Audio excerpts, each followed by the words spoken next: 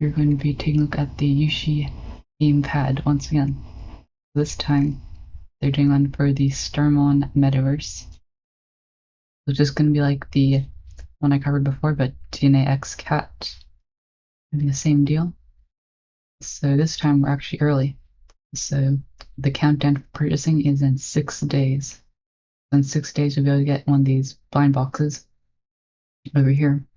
And they're very similar to the other ones, which are they're mining NFTs with their own hash power. All going to be random. And there's going to be 2 ways to get in. So the first way is going to be called the Yooshi Army Round, which is if you have Yooshi NFTs, then what they're going to do is they're going to say if you have a certain amount of mining power in the pools, then you can participate in this round. So you need a minimum of 1,400 mining power.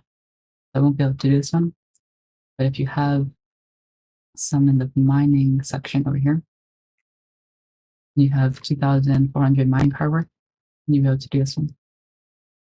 I'll be doing this one called the whitelist round. It seems like most people will probably be doing this one anyways. So you fill out the whitelist form, do the 0.6 BNB price per box.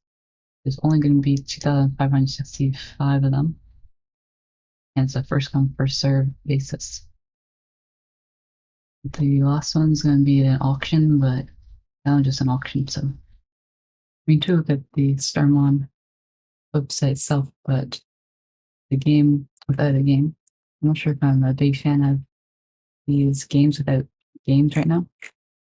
I think I'd prefer if they made the game first and then launched the coin. But I guess it's okay if they need funds right now. Okay, so that's going to be it for tutorial.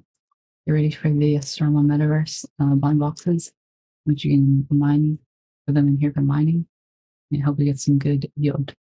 So thanks for watching.